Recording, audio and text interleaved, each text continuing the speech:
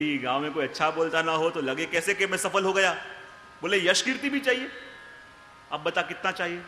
10 million pound चाहिए, अच्छा स्वास्थ्य चाहिए, परिवार में प्रेम चाहिए, फिर यश कीर्ति चाहिए। मैंने कहा 4 मिल जाए फिर तुझे लगे सक्सेस हो गया? बोले हाँ।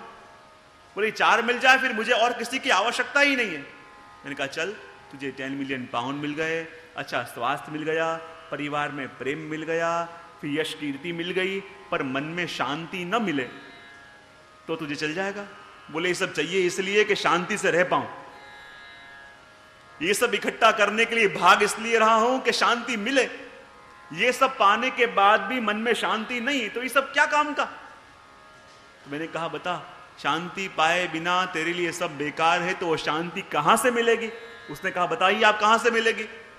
मैंने छोटी सी कहानी से सुनाई कि जब भगवान ने इंसान को बनाया और इंसान को बना के भगवान ने उसे पूछा कि देख भाई, मैंने इतना बड़ा रिस्क लिया है तेरे के ऊपर क्योंकि तुझे मैंने अपने जैसा स्वरूप दे दिया, अब बता तुझे क्या चाहिए?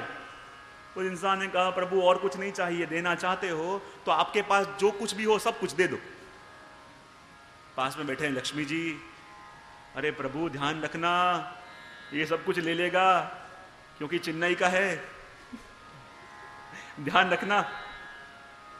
प्रभु कहते नहीं कोई बात नहीं, कैसा भी है मेरा तो है, बोल तुझे क्या चाहिए? बोले जो भी कुछ आपके पास हो सब कुछ दे दो। और भगवान ने कहा ठीक है। और भगवान ने इतना बड़ा थैला लिया और भगवान के पास जो भी कुछ था, यश कीर्ति प्रतिष्ठा संपत्ति, सब कुछ थैले में डाली और कहा ले थैला रख। और थैला लेके कंधे पे डाला, भगवान को धन्यवाद भी नहीं किया और मुड़ के जाने लगा। जहां जाने लगा लक्ष्मी जी कहते हैं देखो तो प्रभु ये इंसान कैसा है, आपने अपना सब कुछ इसको दे दिया, इसके पास धन्यवाद करने का समय भी नहीं है, आपको भूल के जा रहा है, कभी याद नहीं करेगा। भगवान कहते हैं फिर भी उसे मेरे पास आना पड़ेगा। लक्ष्मी जी कहते हैं कैसे? भगवान कहते हैं मैंने उसे उस थैले में यश दिया, कीर्ति दिया, प्रतिष्ठा दी, संपत्ति दी, बड़ी पदवी दी, लेकिन सिर्फ एक शांति मैंने अपने पास रख ली है। और उसी शांति को कभी संपत्ति में खोजेगा, इतनी संपत्ति मिल जाए शांति मिलेगी, कभी प्रतिष्ठा में खोजेगा, इतनी प्रतिष्ठा मिल जाए शांति मिलेगी, इतने ऐश्वर्य मिल जाए शांति मिलेगी, पर वो शांति कहीं नहीं मिलेगी। अंत में हार के थक के जब मेरे चरणों में वापस आएगा तब उसे उस शांति का अनुभव होगा, अन्यथा नहीं। और मैं हमेशा कहता हूं कि प्रभु का स्मरण करें, प्रभु का कीर्तन करें, प्रभु का भजन करें तो अच्छा। मैं कहता हूं कि प्रभु का भजन करो, प्रभु का नाम लो तो अच्छा, ऐसे नहीं कि प्रभु का नाम लिए बिना अपने पास कोई छुटका ही नहीं है, प्रभु का स्मरण करे बिना अपने पास कोई उपाय ही नहीं है। फर्क इतना, प्रभु का नाम लेने वाले 2 प्रकार के लोग होते हैं, एक वो जो समझ के लेते हैं और दूसरे वो जो हार कर लेते हैं। 2 रास्ते हैं, समझ के लो तो ठीक है, और समझ के नहीं लोगे तो हार कर भी लेना ही पड़ेगा, उसके अलावा कोई छुटका ही नहीं है। अब बताओ अपन को कौन सा ऑप्शन पसंद है, समझ के लेने वाला या हार कर लेने वाला?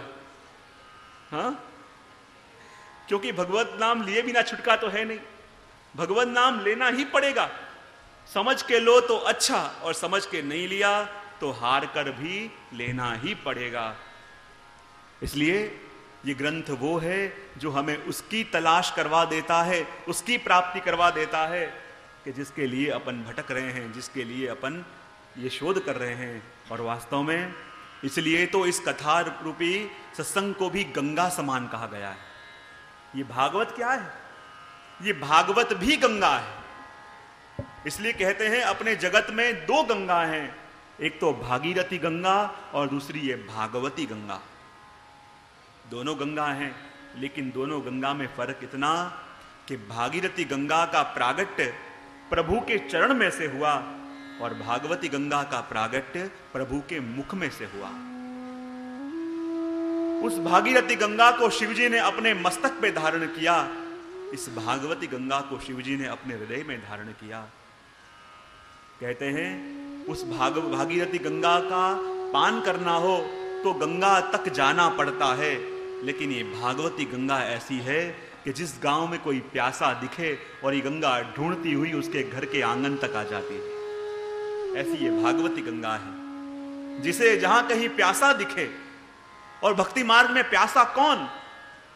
भक्ति मार्ग में प्यासा वही जिसे जगत